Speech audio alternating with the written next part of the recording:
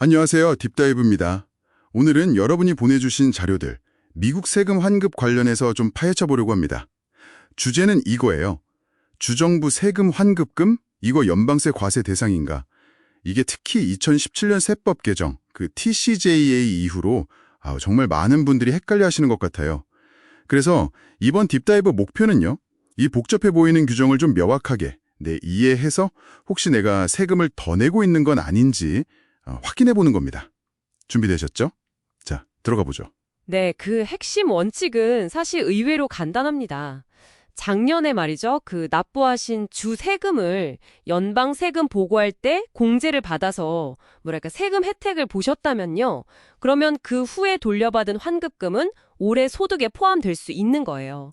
하지만 그런 혜택을 아예 받은 적이 없다. 그러면 환급금도 과세 대상이 아닙니다. 네, 이게 바로 그 세금 혜택 원칙, Tax Benefit Rule이라고 하는 겁니다. 세금 혜택 원칙이요. 네, 그 원칙은 알겠는데 그럼 이게 실제로 대부분의 사람들한테는 어떻게 적용될까요? 가장 흔한 케이스부터 좀 보죠. 네, 만약 작년에 그냥 표준 공제, 스탠다드 디덕션을 선택하셨다. 그러면 아주 간단해요. 주정부 세금 환급금은요, 과세 대상이 아닙니다. 그냥 아닌 거군요. 네, 왜냐면 표준 공제를 선택했다는 건 그 주 소득세를 항목별로 따로 공제 안 했다는 거잖아요. 그러니까 애초에 그 낸 돈으로 연방 세금 혜택을 본 적이 없는 거죠. 특히 2017년 TCJA로 표준 공제 금액 자체가 확 늘었거든요. 네, 맞아요. 많이 올랐죠. 네, 그래서 이제는 정말 많은 분들이 그냥 이 경우에 해당되세요. 그렇군요. 근데요, 그 주 정부에서 원공구구 G라는 서류를 보내주잖아요. 그럼 이거 받으면 뭔가 무조건 세금 내야 하는 거 아닌가? 이런 생각 들기 쉽거든요. 맞아요. 그게 진짜 흔한 오해예요. 정말 많이들 그렇게 생각하시죠. 주 정부는 규정상 10달러 이상 환급하면 일단 원공구구 G를 보내게 되어 있긴 한데 네. 이 서류 자체가 과세 여부를 결정하는 건 절대 아니에요.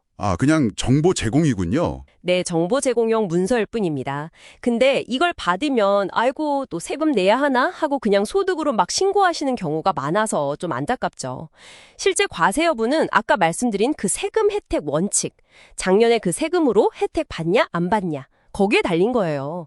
그러니까 TCJA 이후에 표준 공제를 받았거나 아니면 좀 이따 얘기할 SALT 한도 때문에 혜택 못 받았어도 원공구구 G는 올 수 있으니까요. 네. 그 서류만 보고 섣불리 판단하시면 안 된다는 거죠.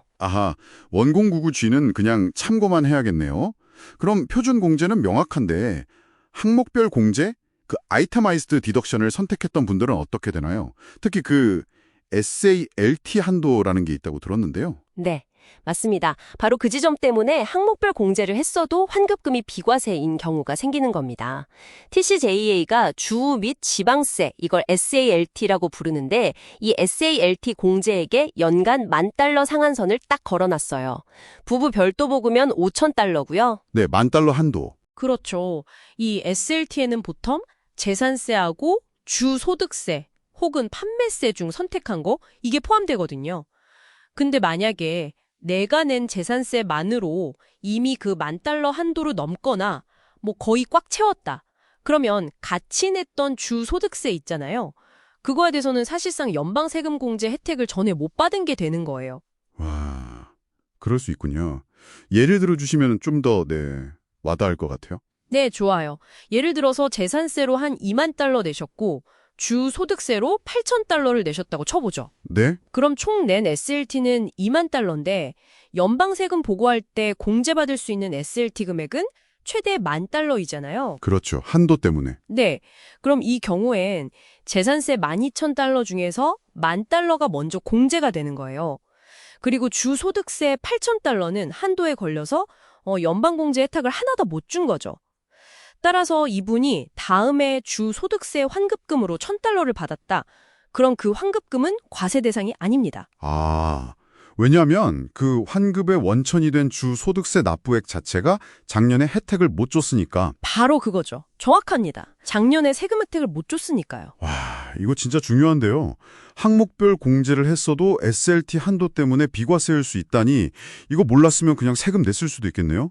그럼 내가 받은 환급금이 과세 대상인지 또 대상이라면 정확히 얼마가 대상인지는 어떻게 계산해야 하나요? 좀 복잡할 것 같은데요? 계산 자체는 뭐 IRS 워크시트 같은 걸 따라가는 게 원칙이긴 한데요. 핵심 논리는 생각보다 간단해요. 결국은 작년에 연방 세금 혜택을 실제로 받은 부분, 그 부분에 대해서만 올해 과세가 되는 겁니다. 만약에 그 혜택 금액이 내가 받은 환급액보다 적다. 그럼 당연히 더 적은 금액, 즉 혜택 본 금액만큼만 과세 대상이 되는 거고요. 아, 받은 환급액 전체가 아니라요? 네, 전체가 아닐 수 있죠. 좀 더 구체적으로 말하면 세 가지 금액 중에 가장 작은 금액이 과세 대상이 돼요. 첫째는 받은 환급액 총액, 둘째는 작년에 공제한 주소득세 금액인데 이건 SLT 한도 적용 후의 금액이고요. 셋째는 작년 총 항목별 공제액이 표준 공제액을 초과한 금액. 이 셋 중에 가장 작은 거예요. 아, 복잡하네요. 네, 좀 복잡해 보일 수 있는데 그냥 작년에 실제로 세금 혜택 본 금액만큼만 올해 과세한다. 이 원칙만 딱 기억하시면 될 것 같아요. 알겠습니다. 자, 그럼 오늘 딥다이브 정리해 보겠습니다. 주정부에서 세금 환급금을 받으셨다면 1099G 서류 왔다고 해서 그냥 무조건 과세소득으로 보고하시면 안 된다는 거. 이게 첫 번째고요. 네, 절대 안 되죠. 꼭 작년 세금 보고서로 확인하셔서 내가 표준 공제를 받았었는지 혹은 항목별 공제를 했더라도 그 SLT $10,000 한도 때문에 주소득세 부분에 대한 공제 혜택을 못 받았는지 이걸 꼭 따져보셔야 합니다. 만약 그렇다면 여러분이 받은 환급금은 연방세 과세 대상이 아주 높다는 거죠. 맞습니다. 핵심은 딱 그거예요. 세금 혜택 원칙을 이해하는 것. 그리고 이 원칙은요, 비단 주소득세 환급에만 적용되는 게 아니에요.